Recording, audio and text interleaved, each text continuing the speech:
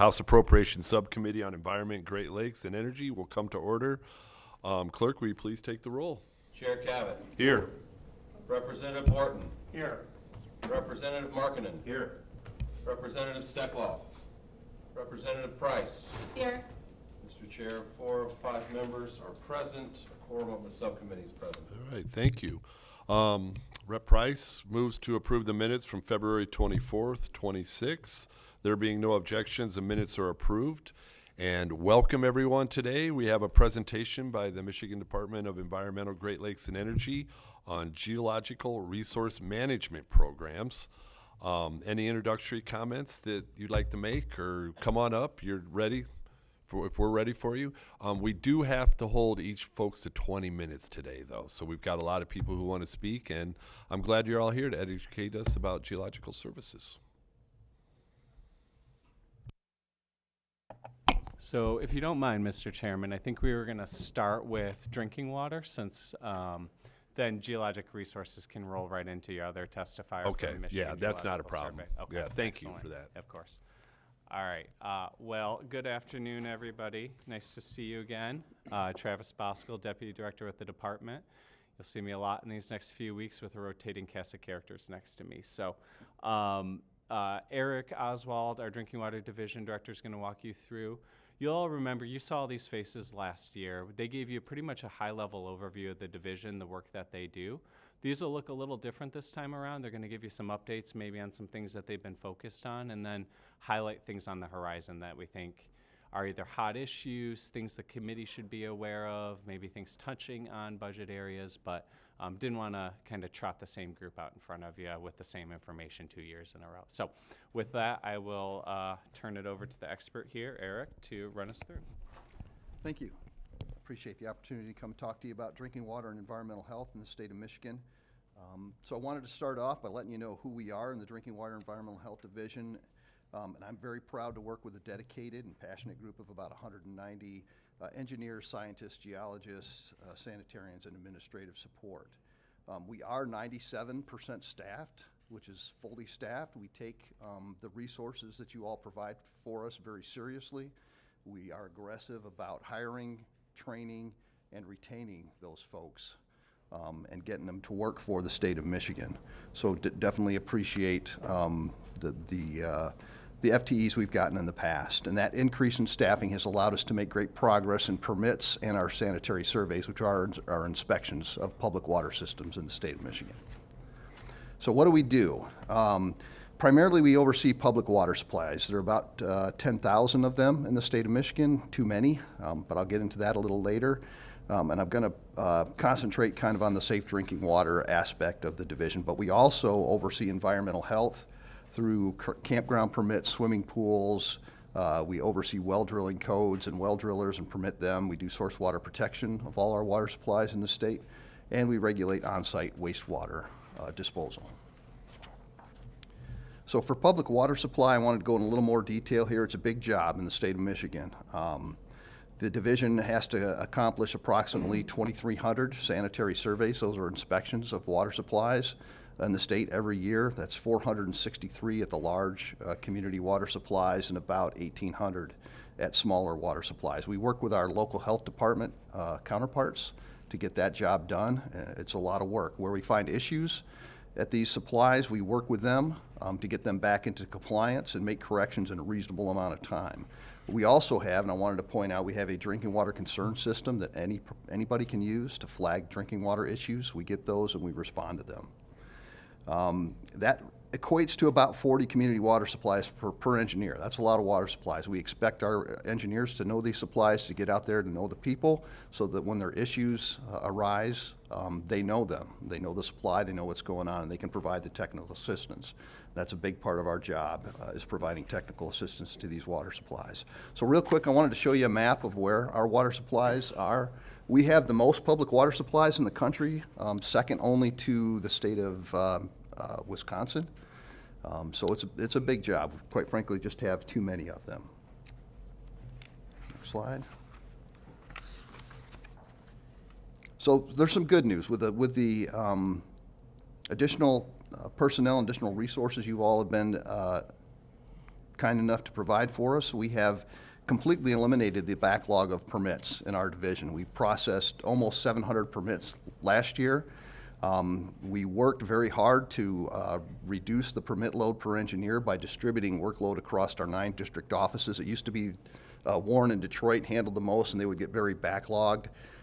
We were able to fan those out, use our other engineers to get that backlog eliminated. So we are working to do that. We'll also be looking at our permits later this year to see what kind of permits we really need to issue and what permits the supplies can self-certify. If they're just doing routine water main repair, we probably don't need to permit that. We can speed that process up. So we're very serious about improving that. We also caught up and exceeded our inspection goal this year. For the first time in the 9 years that I've been here, we completed 483 sanitary surveys. And again, that's the baseline of the work we do that identifies issues before they become problems at our public water supplies. We also were able to eliminate 70,000 lead service lines. That's the total since the new lead and copper rule was implemented. And that's really, you know, a cooperative effort between the federal government, the state government, and locals. It really takes all 3 of us working together and putting resources towards this so that we can get to the goal of getting all the lead service lines out by 2037. I want to give you a little idea of how many lead service lines we have in this state. We were the first state to require a complete distribution system materials inventory. So in the state of Michigan, according to our latest data, which is October of 2024, we have 203,000 lead service lines in the state. We have 61,000 additional galvanized lines that have to be replaced because they were connected to lead. And then we have about 158,000 unknowns that we believe will turn out to be lead, for a total of about 422,000 lead service lines in the state. It's a big job, but we're working together to get these replaced and get them out of the system. We also have an unregulated contaminant monitoring unit that we were able to stand up. Michigan was the first state that comprehensively looked at all the water supplies for PFAS. We were able to get a real good grip on what we had in the state and respond to it before the EPA came out with their PFAS regulations. We also sample for harmful algal blooms at our surface water supplies to make sure we have a handle on where we might have issues with that. We studied manganese around the state, and we are working with the Water Resource Foundation to become one of the first states to look at microplastics in our water supply. So that has allowed us to be proactive. In PFAS, we were a little bit caught off guard. We responded more in a reactive mode to that. We don't want to be in that situation. We want to be more proactive about these contaminants that might affect the water supplies in the state of Michigan. So for the not so good news, we've got some significant funding challenges in FY27, and I'll start out with the projects that we get funded federally. We take a small percentage of that money and fund some of our personnel to oversee those projects to the tune of about 47 staff. As you know, congressionally directed spending has come back. Those projects go directly to EPA with no pass through the state, no opportunity for us to take part of that money and fund our staff. So we still have to permit those projects. We still have to work with the local water supplies to implement those projects. We just don't get the funding anymore. That goes directly to EPA, so that's a problem. As you may know, the federal government kind of looked at eliminating the public water supply supervision grant. That funds 37 of my staff. I believe that will be kept in place, but that is a large portion of my staff that potentially affects. And again, the IIJA funding is ended. We will end next year. We use some of that money to offset some of the previous congressionally directed projects and allow our staff to remain there. I just wanted to note the public water supply fee in the state only funds 20 of my staff, so it doesn't fund the true cost of overseeing the public water supplies. That's offset by the federal and state funding that we get. So it helps with water affordability and water rates that they're not paying that whole bill, but it doesn't fund the whole cost of the program. And again, that's a threat to the progress we've made on permits and sanitary surveys into public health in general. So why invest? In 2023, the American Society of Civil Engineers identified that the community water systems in the state mostly are over 50 years old. the infrastructure and a portion of it approaching 100 years of service life, which is shocking. The state has about $860 million to $1.1 billion shortfall in infrastructure investment, and as you can see by the chart on the right, we're making a big impact on that. We haven't quite got there yet, but that IIJA, the bill funding is going to fall off in '27. So the progress that we were making on that is going to be a bit more of a challenge. And again, our economy, our public health depends on safe and reliable drinking water, and that leads to economic opportunities like data centers that we're talking about right now in Michigan. It's a curse, and it's a blessing to have the water that we do, because anybody can sink a well and start serving water in their public water supply. That's how we wound up with 10,000 public water supplies in the state. So I want to go on to the challenges that we have, and that is that we have too many public water supplies, again, as I've said. We need to reduce that number. There's no reason to have 10,000 water supplies in the state. It stretches resources. We only have a certain number of certified operators in the state. And in fact, at our most complex plants that require the highest level of certification, we've had a real problem when somebody retires finding new certified operators to run those plants. And that is a violation if the systems don't have certified operators. The solution is cooperation. We have supplies. I've got a situation where I have 3 very complex surface water treatment plants within about a 10, 15-mile radius of each other. Now, we do these around municipal boundaries, which is the standard, but we don't do any other infrastructure. We don't do electricity, we don't do natural gas that way, but for some reason, every community's got to have their own drinking water system. And it's not an efficient way to deliver the service. We need to be more cooperative, we need to be more regional in the way we deliver these services to our people in the state. So we provide technical assistance. When we find issues, we will get into a compliance agreement with the systems that will require them, especially if they have financial issues, to look at better ways to serve their customers. And that may be to partner with another community to provide drinking water, where you have just one plant, not 3, and then you can all share resources. It's a much better and much more effective solution. So I wanted to pop up that map again. My goal before I retire is to get that number down, to get better affordability, better resilience around drinking water to our customers, and reduce the workload on our staff, quite frankly. So I thank you for the opportunity to come talk to you today. I open any questions you all might have for me. Yeah, no, thank you very much. I do have a couple questions. If not 10,000, what's a reasonable number? Do you have something in your head? It's consolidation? Yeah, I think we can get that number down 30% at least through regional water supports. You see, like the Great Lakes Water Authority, now that might be an example where it's maybe a little bit too big. They have some issues customizing the water chemistry for each of their distribution systems. But you've got places like Saginaw, Midland, and others that cooperate. So it would be nice to get that number down to 7,000, a more reasonable number. And again, it's very dependent on local situations. Is that a legislative fix, obviously, or we don't have much authority. Yeah, it could be a legislative thing where we had more authority to come in and really have supplies take a good look at regionalization. As you know, there's a lot of they just don't want. I don't completely understand it. They don't want to give up their water system. That's control. That's control of their future, their water rates. But there's ways through authorities where everybody has a voice in setting water rates, so it doesn't take that control away from each of the individual communities. Okay, thank you. Travis? I'll just add one thing on that, which is, we're certainly not like helpless in this. Eric's team will go in and they'll have this discussion with the water supply to say, I think you should really look at this. There's economies of scale that happen here. You might only need 1 treatment operator for these 2 supplies rather than having 2. But ultimately, Eric alluded to it. A lot of these communities want to have that control of their own water rates, of their own water system. There's something really personal about drinking water, I think, for communities. And so we can give them advice. We can push them. We can say, you need to study this. What's best for your ratepayers, right? Like, we're all dealing with rising cost of living, and so we're trying to look at that. And, a lot of this has been papered over, right? We have communities, right, with all the money we've put out for water infrastructure the past 5 years. I think we've helped kind of fill that deficit that was created by not properly investing in our water systems.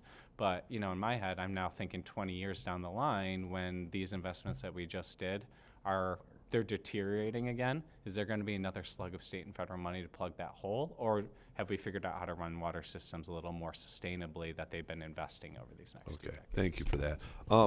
Excuse my ignorance, but tell me about the manganese.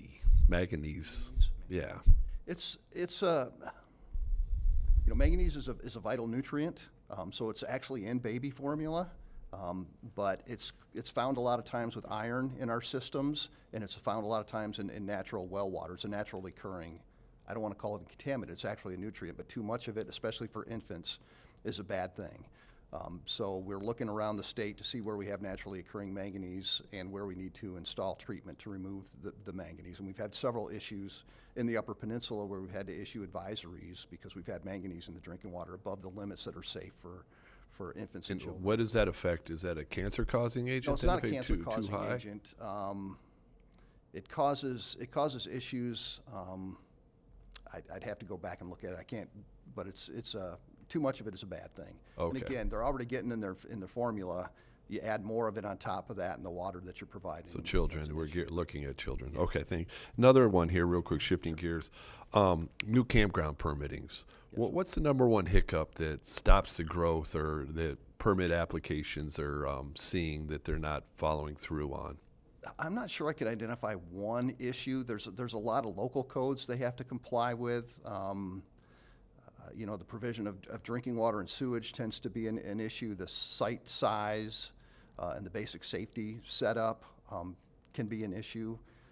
But I can flag that. I can have our campground folks let me know what the maybe top two. I'm curious. We've had a are. couple people go through our office that have had hiccups with permitting for campgrounds and just given up. So I am curious in that if you could follow up. We'll definitely do that. I'm a camper myself. I camp a lot in the state of Michigan, so I want to see. It's tough to get campgrounds right now. It's tough to get a campsite. And there's so. a lot of interest, and a lot of the campgrounds are filling up. It's difficult, as Absolutely. you know. I try to get into a DNR park, and you got to be there 6 months ahead of time, or you're not getting a site. So I understand. that alleviated. Yes, sir. All right. Thank you. Is there any other questions? Rep. Stekloff. Thank you, Chair. And Representative Borton, there's a few of these over here. Travis, I have some questions for you, and I promise I'm not trying to put you on the spot with these questions, but I do have concerns about, our aging infrastructure, our water infrastructure. We're seeing a lot of breaks. Obviously, I'm just going to focus on Oakland County, Wayne County, in that area. We're seeing them happen more routinely. They're very, very expensive to fix. I know that one of the contracts we have going on right now is with the new Evergreen tunnel that's going on. One of my concerns is with the way that we're looking at improving, let me try and say this so I'm not putting anyone on the spot, and I understand if you might want to get back with me offline. We're looking at a lot of zoning reforms that's coming up, and one of the things that I'm nervous about is our aging water infrastructure. Because we do have these contracts already, is there an idea of what the future might look like in maybe the circumference of what these new tunnels should be, and how are they going to have issues? I guess the thing is the capacity issues I think we're going to run into the future, because we're starting to rebuild so much of this aging infrastructure. But with what we're trying to look at for the future, and you talked about 20 years down the road, that is one of my exact concerns, is that we're not building them wide enough for what might possibly be coming down the pipeline. Is there anything that is currently being looked at or worked on to make sure that whatever again, I'm trying to be careful with what I say, anything we're looking at that might be coming through quickly, what we might be able to do capacity-wise for the water infrastructure? So I think Very loaded question. No, totally. I understand. When you use the term tunnel, to me, that means maybe we're talking about storm sewers or maybe wastewater more All than of drinking it, water, but potentially. I know the drinking water is going to be an issue if we're trying to get it so many new places too. What I'll say, I know, for instance, when I come up here with Jared Sanders, he'll be able to talk about some of the forward-looking things that our Water Resource Division is doing to make sure that whether it's a county drain or a storm sewer or a combined sewer, it's properly sized for expecting more wet weather events in the future, right? So that's part of it. But I mean, just to be frank with you, a huge piece of the question you're asking is what's that community's planning that they're doing to know, like, do they have a master plan? Do they know where they're going to be adding population, and then they're making that infrastructure investment to be ready for that population that they're expecting to add? Ultimately, I mean, when we're talking about a water main that Eric's team is approving, they're looking at engineering, and they're saying, for how many people are going to be served here, that the community is telling us, is this adequately sized? And so we can't force them to plan ahead 20 years.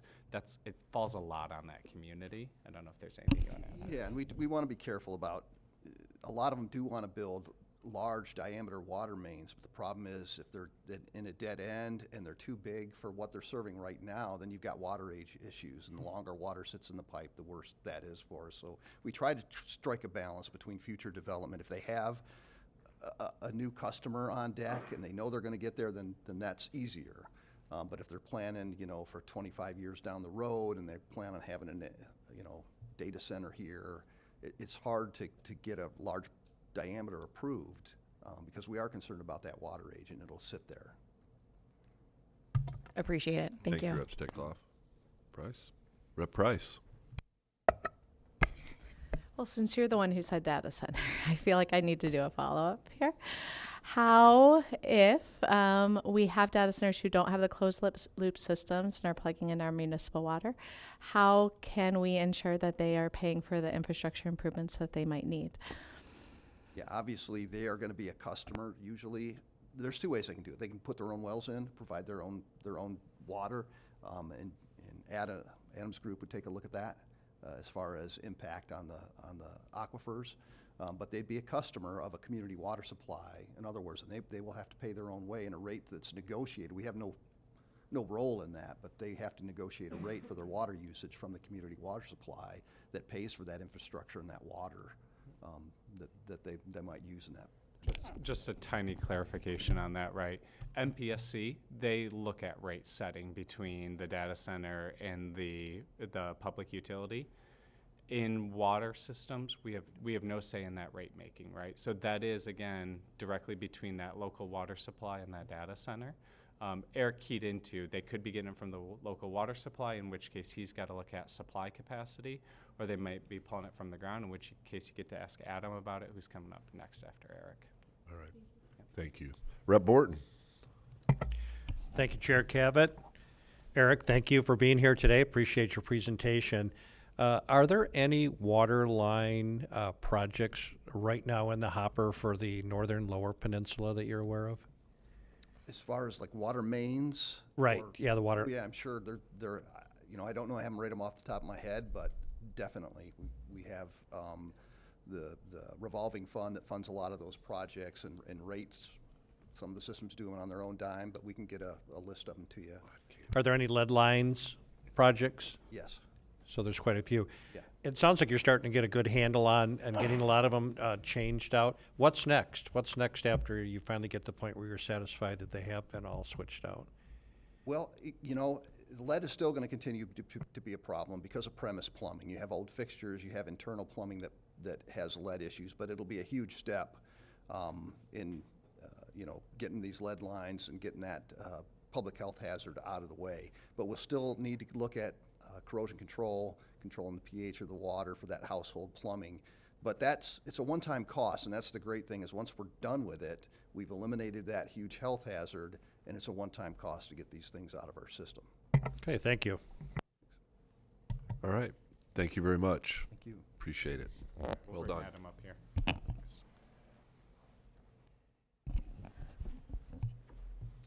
Hop right in, my friend. Good afternoon, Mr. Chair and committee members. Thank you for the opportunity to share, remind you a little bit about who our division is, and just to kind of give you a quick overview of both our base work and how that work's been changing over the last few years. GRMD, Geologic Resource Management Division, administers 13 different regulatory programs involving extractive industries. So think oil, gas, mining, mineral wells, underground injection control, disposal wells. We also manage the Upper Peninsula Geologic Repository located in Gwinn, Michigan. That's one of 2 repositories in the state. I think you're going to hear shortly about the other one. We house mostly the Upper Peninsula geologic materials up there. For almost the last 2 years, GRMD has also managed the extraction of water, or the large quantity water withdrawals necessary for agriculture, various industries, and construction activities. The division also houses EGLE's new groundwater data management system and serves as a point for advancing our understanding of groundwater, both from a protection standpoint and also put an eye towards sustainable use. Our team, and I'm proud to lead this team to be able to serve as their director, is comprised of about 76 employees, very professional. As the name suggests, we're primarily geologists, but we also have petroleum engineers, environmental quality analysts, and we're supported by a super team of administrative professionals. Due to the nature of our work, which involves oil and gas and subsurface resources, teams required to have a great deal of specialized training to understand and protect themselves and citizens around environments that can become explosive or contain gases such as hydrogen sulfide, and advise on emergencies involving fires, releases of gases, or spills of various fluids. On the groundwater side, our geologists must have and receive very specialized groundwater modeling, develop that expertise, and knowledge and training on surface water hydrology. Following COVID around 2022, the division had most of our employees intact, but we were finally bitten by the succession bug, and we had many retirements, so we've transitioned from a very senior experienced team to nearly 50% of our staff now has got less than 5 years. Like most jobs, but especially these technical jobs, it takes nearly a year to get somebody comfortable with those positions, and really 2 to 5 years to start developing at a senior level. This is true of our administration staff too. State budget culture and finance, Freedom of Information Act, and ADA compliance, workplace regulations all require training and experience to make sure things are running smoothly. For the first time in my 32-year career, we've had a difficult time getting qualified geologists with experience. Competition from the private sector is pretty fierce. Where we used to have plenty of success in getting employees with 5 to 10 years experience, now we often have to repost positions more than once to get a qualified or a good applicant pool and a qualified individual. So we've had to hire more people right out of college, but I will say that we have been successful in getting great students that are eager to learn and grow.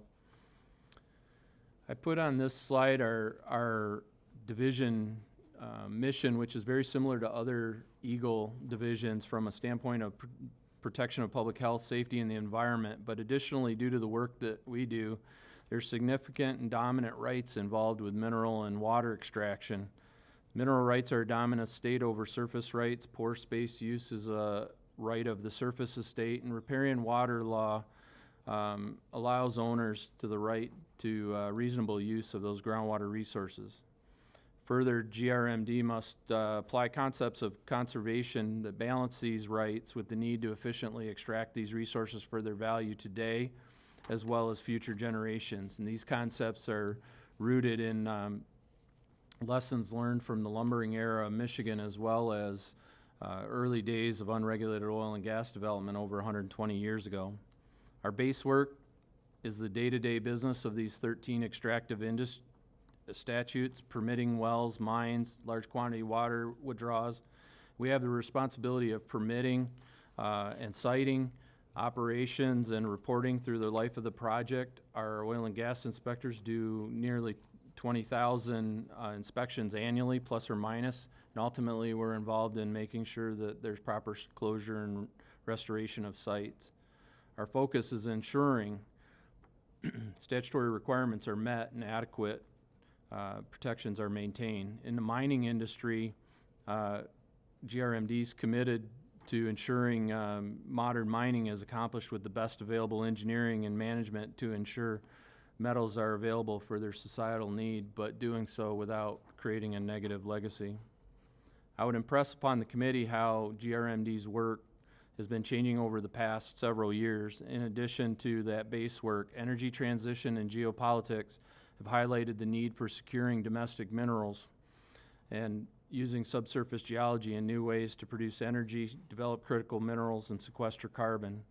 Innovation in the space of geothermal energy, subsurface storage of energy, as well as possibilities in geologic hydrogen and helium have all added to GRMD's purview. We've had several companies coming to us over the past few years with anticipated projects, and we've had to look at and understand our policy gaps from the standpoint of a readiness. It's necessary that we understand this and communicate these gaps well ahead of the potential needs so that Michigan can be prepared for them while maintaining protections of our public health, safety, and environment. On the water side, investments the legislature has made with us for groundwater management and science, coupled with EGLE's establishment of a new groundwater section that houses both the water withdrawal assessment tool and the new groundwater data unit. With that, the division is focused on the base work of water withdrawal use, but also creating and securing monitoring well networks and stream gauge networks necessary to provide a real-time understanding of our groundwater resources. Having this data and other higher value data that's able to stream to this new groundwater database and making it available to the public is going to be very helpful to decision makers that are making decisions on future infrastructure needs. You know, it'll support the kind of data that Eric's looking at from future population growth and economics, but just more from the water availability side. In Michigan, there are over 5,000 water management areas, and there are about 30 of those water management areas that no longer have additional water for us to allocate based on our depletion budgets. The work that GRMD is doing right now with so many project partners such as the Michigan Geologic Survey, the United States Geologic Survey, Michigan State, Wayne State, the list goes on, is helping advance our three-dimensional understanding of these groundwater aquifers, interactions with surface water, and will lead to that data that's going to help us make better decisions. I believe it'll be of great value for generations to come. Listed are some of our 2025 accomplishments. A gem among them is the work that our orphan well program is doing with the federal IIJA money in plugging and restoring orphan wells. With these funds, leveraging funds to match federal funds and appropriating the use of federal funds is helping address hundreds of orphan well sites and address legacy contamination. Switching to water, over the past year and a half since GRMD has been home to the Part 327 Large Quantity Water Withdrawal Program and home to the Water Withdrawal Assessment Tool known as the WAT, EGLE's been addressing both 2024 audit findings for the WAT and assessment program, but also working hard to establish trust with valued stakeholders in the agricultural sector in particular, but also property owners, various industries, and environmental groups. Both the audit and stakeholder sentiment held that water withdrawal assessment tools, site-specific reviews, and related transparency all needed to be improved, and it needed to be supported by actual data. EGLE has chewed through these corrective actions related to the audit, made significant changes to the WAT. The tool has been upgraded, now contains the latest and greatest code from the USGS. GRMD has hardwired 3 primary groundwater solutions into the tool. Now water users and EGLE are using the same exact tools and data for evaluations, eliminating or reducing the concern that EGLE has a secret solution that others can't access or that produces different results. The 20 projects I may have mentioned that are in flight right now have the added intent of giving us more real-world data and understanding that can be used in site-specific reviews and more complex model reviews in these priority areas, such as the 30 areas that don't have water to allocate. This is just an issue, again, hitting on some of the items I've already discussed, but I'm hoping the Appropriations Committee will get an idea of some of the changing workload and demands on GRMD, whether it's official or not. Notably, the data center and AI demand and interest is also part of GRMD's water withdrawal purview. Data centers can be large quantity water withdrawers depending on how they're constructed, whether they have closed loop technology, how big the facility is, and even how many employees are there. Those fixture counts dictate the size of these systems. Our groundwater section and I have endeavored to understand data center construction, water use trends, and have collaborated with water withdrawal managers from other states who have more direct experience with them. I will say that Part 327 regulations are in place to review these potential large quantity withdrawals, and they're not significantly different than any other water withdrawals. So we have a system in place. The improvements that we're making to the WAT and the assessment process are already having a benefit and help in our agency reviews, and I believe they're also being used effectively as tools for data center and other large quantity water withdrawal project developers. Geothermal is worth mentioning to this group. To date, shallow geothermal wells and groundwater source heat pumps have been growing in popularity and use, and they're loosely regulated by some health departments, EGLE, and EPA, depending on their design and function. For the past 10 years, innovation in the geothermal space has resulted in well construction and depths that are deeper and deeper. Today, hot rock and enhanced geothermal installations are growing across the country. Deeper closed-loop geothermal installations are growing in Michigan. We're seeing the wells are now deeper and deeper. They're penetrating our freshwater aquifers and penetrating into formations containing brines. These wells need to be constructed properly to protect our underground sources of drinking water.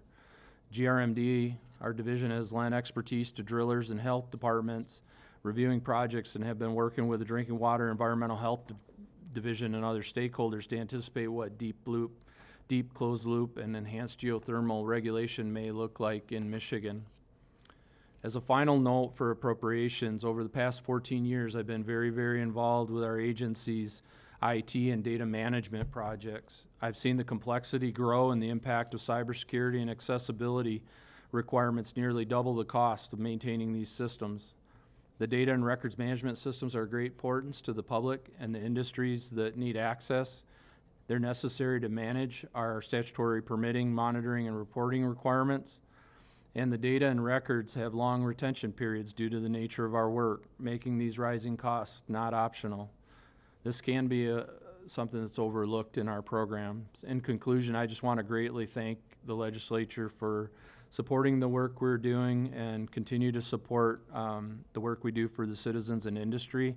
The proposed budget for GRMD is lean, but continues to support us and be adequate.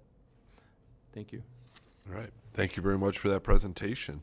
I noticed you put carbon storage down here, and you didn't really touch much about that. I was hoping you maybe could speak to that a little bit, where we're at with some of the test wells in Manistee County, and where you see that in the next 2 to 5 years. Sure. So there is a move towards putting CO2 underground, removing it or sequestering it from our atmosphere, and taking that carbon off from high carbon emitting industries. Right now, there is proposed Class 6 storage of CO2 in reefs in Manistee, as you mentioned. CO2 has been being injected underground for enhanced oil recovery for decades in Michigan. We haven't had any pure what we call Class 6 sequestration projects. Currently, EPA is reviewing some of those permits. We haven't gotten them yet. We would currently regulate them as Part 625 storage wells. There has been a package that's moved through the Senate, and waiting to see if that moves through the House at some point. But that would allow us to seek primacy. You may notice in our budget we do have a grant and appropriation to spend a $1.9 million grant from EPA that allows us to pursue Class 6 primacy, both development of the program, administrative rules, and apply for that. It's very innovative. Is there anything else like that you could share that maybe is in the horizon? Well, certainly carbon storage is one of those things, and we have the USGS has published a map. You might have saw the map, the bluish map in the background, and Sarah from MGS may talk about it. Michigan has shown up on a USGS study as being very prospective for hydrogen, geologic hydrogen that's created from interactions of water with certain types of minerals that exist in the basement rock of Michigan, and potentially, if companies explore for that, find it, certainly having an inexpensive source of continued geologic hydrogen would be valuable to us. So it's exciting. We're working on addressing the governor's executive director to provide a report on how we become ready for that. And so I suspect we'll be having conversations on hydrogen. And helium's kind of overlooked, but helium is prospective in Michigan as well, and I believe we're going to see some exploration. And those are both areas that we've had to look at a lot, and we believe there's some policy gaps. So when I kind of mentioned in there that we want to make sure that they have some level of regulatory framework around them to protect the environment and public safety, that's kind of what I was alluding to. But I think the innovations in geothermal that I touched on are also pretty big. Okay. All right. We've been blessed with, we've been dealt a pretty good geological hand here in Michigan, haven't we? We have rich geologic resources, that's for sure. Yes, we do. Thank you for that. Love to talk about it. All right. Any other questions? All right. Thank you very much. Appreciate your presentation. Thank you.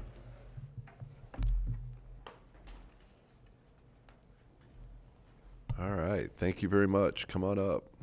Go ahead and start when you're ready.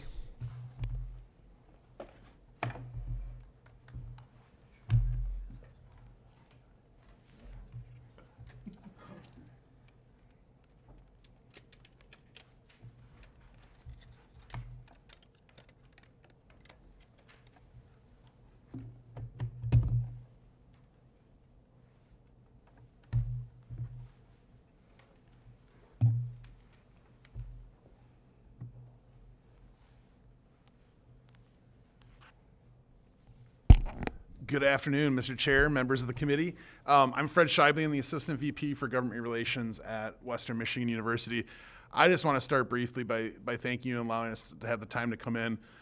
One of the key messages we're going to deliver throughout this presentation before I hand it over to Sarah is the Geological Survey, while housed at Western, and we are so excited to have it as a resource on our campus, really truly is a statewide entity that supports a statewide mission and supporting EGLE and Adams' mission, as you heard, as well as just farmers, agriculture, aggregates, you name it. They are the scientific arm of a lot of the work that's being done in looking at Michigan as the future of some of these projects. And we will follow up with your office, Mr. Chairman. We actually received federal money as well as state money to do a carbon capture project at Western through the Geological Survey and our College of Engineering, which the College of Engineering is designing the capture technology that would capture the CO2, and then the folks at MGS and McGree are doing the research on how to safely store it underground. And so Autumn Hagsma, who is one of our folks at MGS, and she runs the McGree, which is the Michigan Geological Repository for Research and Education, there we go, is heading up that and working with some of our folks on that. So we can certainly get you more information on the carbon capture. But with all that said, we thank the historic, bipartisan support that the survey has received in the past. It started in fiscal year 23 with the first time ongoing appropriation for its operations. We understand last year's budget was unique, and there were some last-minute changes that had to occur. We are concerned with the governor's budget recommendation as presented that only funds the MGS at $400,000 ongoing, down from the $3 million.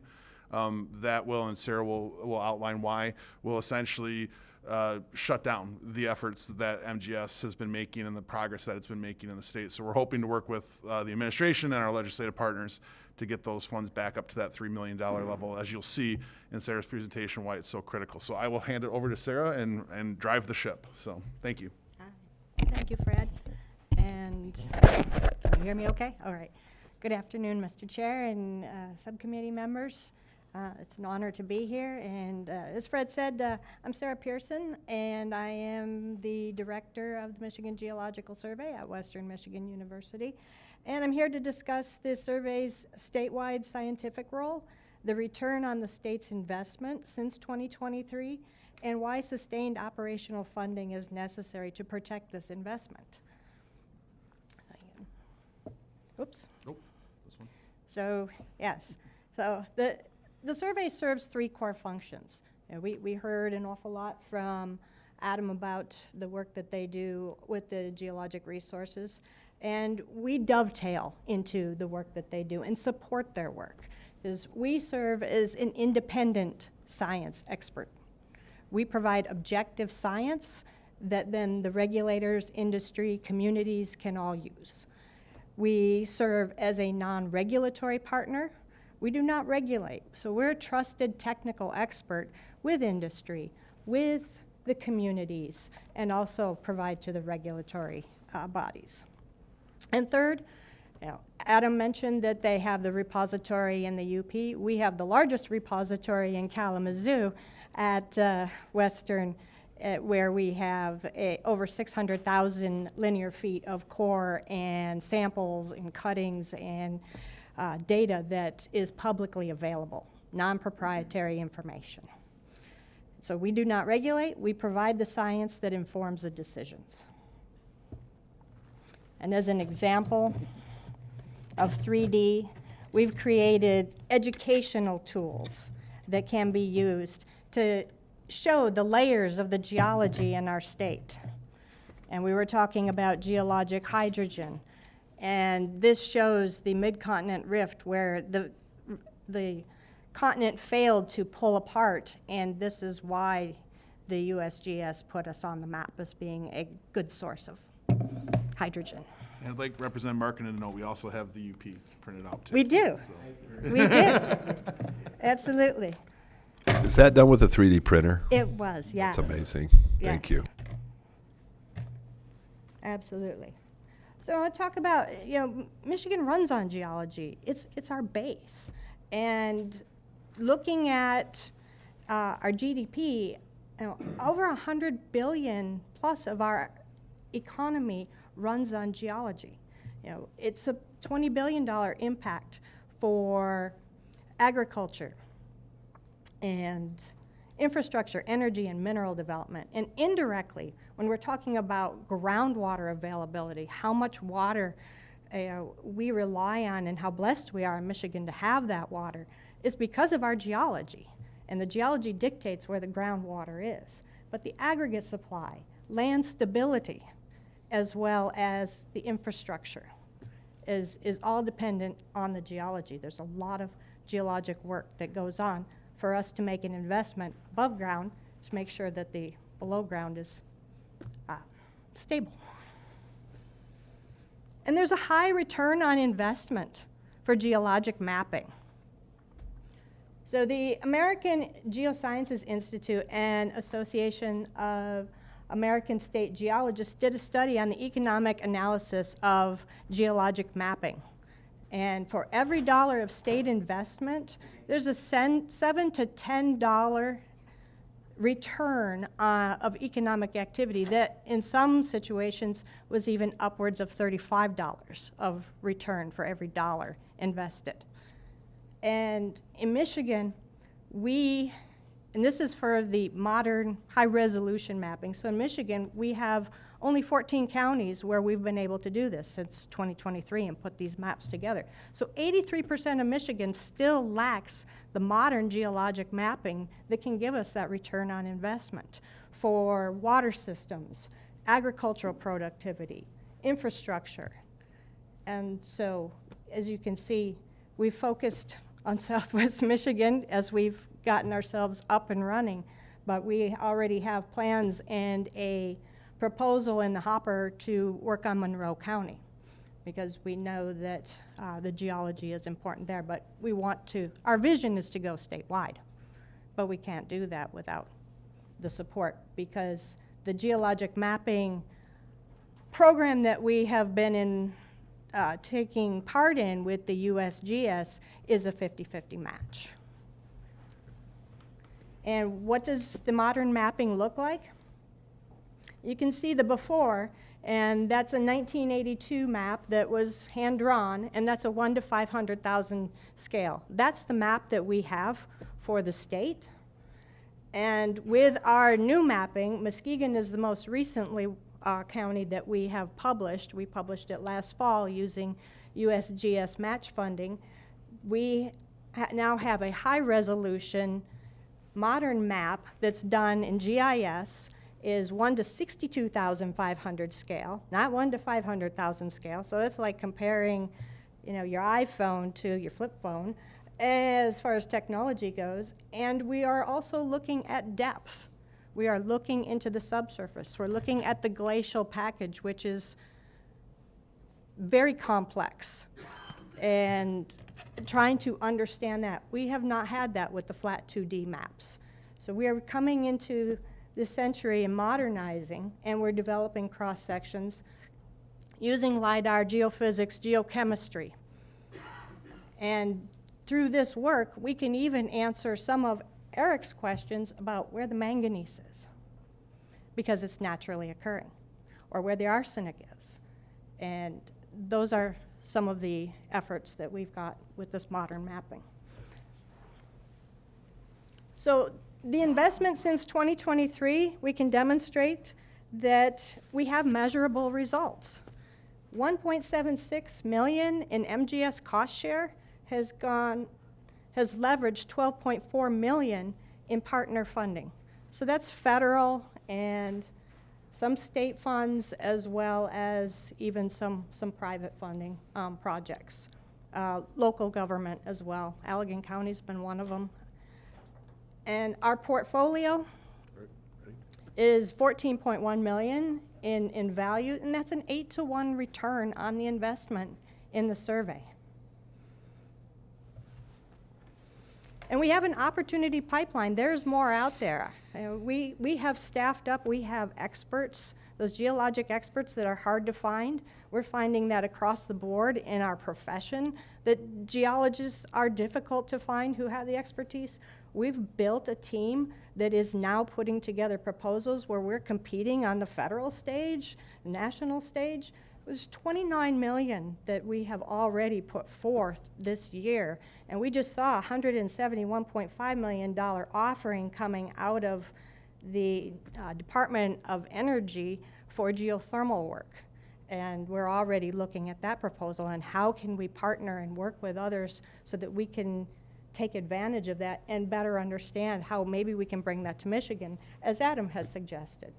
And our 9 active project proposals support hydrogen energy, critical minerals, groundwater, geologic mapping, as well as infrastructure and resource development. But without the matching funding, I cannot provide the scientific expertise. Those geologists, the boots on the ground, the people doing the work, working with the rocks, with the materials, to be able to take advantage of these investments. And we will lose these to other states. And geology is also related to public safety. Geologic knowledge reduces the risk. As far as drinking water protection, in part of my career, I worked in source water protection. And understanding the geology is critical. Where aquifers are vulnerable is based on the geology. And where to put particular land use applications, whether it's industry or agriculture or whatever, knowing the geology and knowing the vulnerability of the aquifers in your drinking water supply is key. And as far as spill response, remediation, I've spent decades working on cleanups across the state, and we know that we have many. But knowing the geology, that is one thing as a geologist that I always needed to do, is I started from scratch every time I went to a new location where I knew that there was a spill. If I had the resources that we are generating and we will continue to generate, it would give me that head start. As well as floodplain planning, municipal well protection. The geology is key and critical to these. But we're facing the funding cliff. As Fred said, now our current budget was reduced to 400,000 in ongoing, as opposed to the 3 million with 2.3 in one time. We are working with that this year. We took a $300,000 cut overall, but this year, looking at the governor's proposed budget, it's $400,000. And we have multi-year agreements for our projects that I have already talked about. And the mapping projects are multi-years. The first year we go out, we do drilling, and we survey the land, we collect the data. The next year, we're preparing the maps. We're doing the GIS work to prepare the maps. And we have multi-year agreements through 2030 for cost share. But without the sustained funding, I can't maintain the staff. I cannot meet the cost share. And I certainly can't take on any of those new projects that we've been so eager to take on. And we'll have to decline. And that would let our partners as well down. You know, we not only are we doing these, you know, in-house, but we have partners. We have partners like Michigan Tech. So we partner with our other universities. We partner with other surveys. We partner with local governments. But $400,000 essentially maintains a facility. And a facility preserves a core, but it's the scientists who unlock the value of those rocks.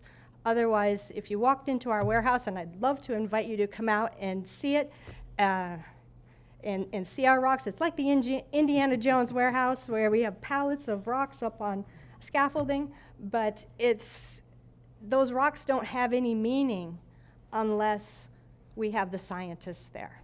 The scientists are our horsepower. And speaking of the repository, our core collection, it's a strategic asset. It costs an awful lot of money to go out and do the drilling. It costs millions. And we have 600,000 feet of core that have been donated to us that were expended by industry over a century that have been donated to us. And now we have wells that were originally drilled to answer, you know, maybe an oil and gas question, maybe a geothermal question, maybe, you know, even geotechnical borings done for our highways and bridges. We receive those core, but now we can use those core. They're capable of answering more questions that we haven't even conceived of yet.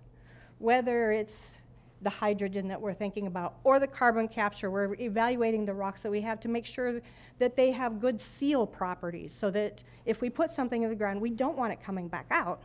We want it to seal. So we've been evaluating those rocks to determine if they make an adequate seal so that we protect public health as well as, you know, manage our resources.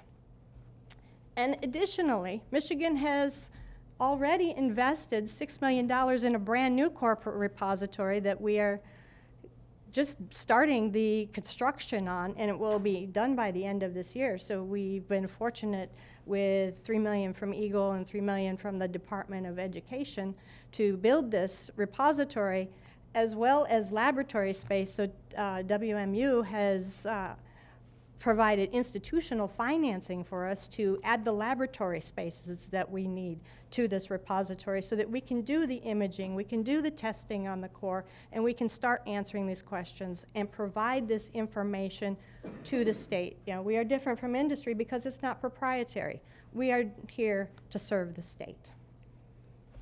I'll just add to the core repository building. So right now, the MGS is housed at a leased facility, right kind of nearby our main campus, but it definitely is removed from and not part of our current campus infrastructure. With the financing the funding we received from the state very generously, and then the university chipped in the bridge financing essentially to get the project to completion, we'll be able to move the new facility onto our Parkview campus and integrate it with the College of Engineering, where they are doing a lot of these partnerships already. And so Western was happy to offer up that $2 million loan, knowing that they were going to save money on rent, be tapping into our infrastructure. But again, with the $3 million being reduced, the ability for them to repay the loan that Western gave is going to be impacted. Yeah, thank you, Fred. Yes, exactly. And we appreciate the university tremendously.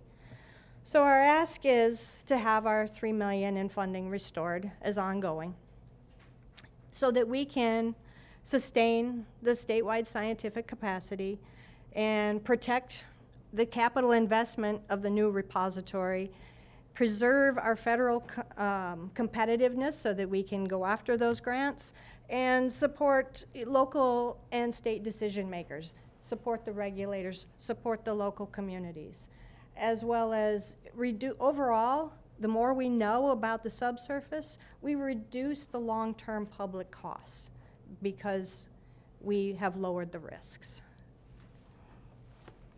So in 1837, when Michigan became a state, the very day that Michigan became a state, they created the Geological Survey. Our founders knew that you can't manage resources until you understand them. And that's the purpose of the survey, is we will provide the scientific knowledge and data to be able to manage our resources for the state. I thank you for your time, and thank you for all. Yeah, your excellent presentation. Thank you. Real quick, tell us about potash. Where are we at with that? potash. I think Adam can probably give you a better. Okay, maybe I'm asking the A wrong better- division. better- Then I can retract from that if Yes. you prefer not But to. as far as potash, our part in potash was that we rescued cores that the Mosaic Corporation left behind. The Mosaic Corporation is a big extractive company, and they have a big mine up in Canada, and so they did not develop the resource down here. And so Dr. Bill Harrison, who is the founder of McGree and works at the survey now, he was contacted by the company, and they just wanted to get rid of these core. They were all in the house, and they wanted to get rid of all the core. And so they had somebody told her, just get rid of the core. And so she had the wherewithal to call the repository and say, we have these core, can you come up and get them? He shows up in his pickup truck to find out that it's 5 semi-loads worth of potash, and was just astonished and brought it back. And it wasn't until Mr. Ted Pagano with Michigan Potash came to the repository and started working with Bill and looking at the core and sending it in for testing that we found that we have the world's richest potash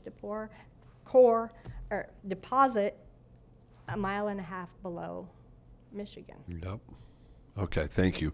Real quick, I know there's some others, I think, and I do value your time, so we'll get going here real quick. But, both Rep. Borton and myself live on the Antrim Shelf, and certainly Rec Markinen represents the mineral-rich UP. What can we do to increase production in those areas to, bring more jobs, just more assets for Michigan? Well, one thing that we're doing is we're working with the USGS. They have the Earth MRI program, the Mapping Resources Initiative, and last summer they flew the whole UP with geophysics. And we have been working with them in partnership, and they're sharing the data with us, and we're finding some significant things up there. As far as I don't have anything concrete, but we're looking at what those resources are and identifying them. And additionally, through Earth MRI, we are doing a mine waste characterization study where we have gone to the different mine waste piles and we are sampling them to see how much of the mineral that they were already extracting is available, but what else is there. We're looking for rare earth elements, and we're looking for other critical minerals that the USGS has put out, and working with them, and we sent buckets of rock up to USGS's laboratories, and they're analyzing those, and we're eagerly awaiting those to come back. But we've been talking with firms about reprocessing the mine waste tailings so we can get rid of these eyesores or potentially environmentally contaminating piles and have them be reprocessed and then managed properly for disposal. So it's promoting those types of programs, and though that program does require some cost match, so it's definitely something that we definitely would benefit from. All right. And Mr. Chair, too, we're working with our federal partners with Senator Slotkin and Senator Peters' office to submit some congressionally directed spending requests to build out what we're calling the Natrium Center at Western, which again would be building on the partnership between MGS, our geological studies, and engineering, and looking at the rare earth minerals as well as the reclaiming of some of these things. And the science there is kind of crazy because there's these resources that are just sitting out in waste piles right now that are just, sitting there. And we've gotten faculty researchers at Western who are developing the technology to reclaim some of these critical minerals that we otherwise would have to go to either foreign adversaries or overseas to source to then, bring back mainland our chip production capabilities. So we're tying it all into that. And so there's some really exciting research, and we'll definitely be happy to follow up with the committee with more details on that. But this is just kind of the tip, we think, of a larger opportunity to really expand in our work in that field. All right, thank you very much. Any other questions? Price, go ahead. Rep Price. Thank you. Thank you for coming and making the case of this important project. And I hear what you said about being able to get federal resources, continue this important work. It sounds like, too, you have some multi-year agreements with partners. And I'm wondering if you'd also speak about potential credibility we could lose if we don't continue this investment. Yeah, that's definitely an issue. If we cannot uphold our commitments, Michigan definitely loses credibility. I can tell you, in our community of surveys across the state, or the nation, the other surveys were looking to Michigan when we received the ongoing, and were really looking at us and cheering us on. And some of them are our partners, and they really wanted to see us bloom and grow. And we have done that tremendously in the 3-year time frame. And now we're looking at shrinking and basically, not honoring our commitments. That really does put a black eye on Michigan. And we have not invested in our resources and our mapping. As you can see, the latest and greatest since the work that we've been doing is 1982, and that's based on maybe some few line tweaks and a few redrawing of boundaries and color changes based on a 1957 map where the same type of thing was done. But the whole mapping effort was 1911. It was a century ago. And it was based on looking at agriculture. And so, we're looking at things through a different lens today. And I have provided each of you with a little notebook that folder has some information about the geology in your home districts and how the work we have here at the survey can benefit what you have there, as well as the overall benefits for statewide. And if I may, Representative Mark Hannon, I have a special briefing in there for you because there is a collection of core equivalent to what we have as far as 600,000 feet that is in the possession of the National Park Service up at the Keweenaw Park. Yep, right up there. And they do not want to maintain that collection. I've been in the collection. It's in a dry warehouse, no electricity, no heat, no water, no nothing, and the cores are stacked up taller than I am, which doesn't say a whole lot. But they're boxes and boxes and boxes, and they have offered that to us, but we need to find a way to get that core, move it, and house that core. The UP Geological Repository does not have the space for it, and it must be the warehouse behind the high school. yes, it is. It is, and we would definitely benefit from getting that core, and then we can do the analysis on that core to, perhaps bring those jobs up there. Copper. Yes. Oh, yes. There's a lot of copper in there, and it's beautiful. So. All right, thank you very much. It was a good presentation. Thank you. All right. There being no absent members, no further business before this meeting is adjourned.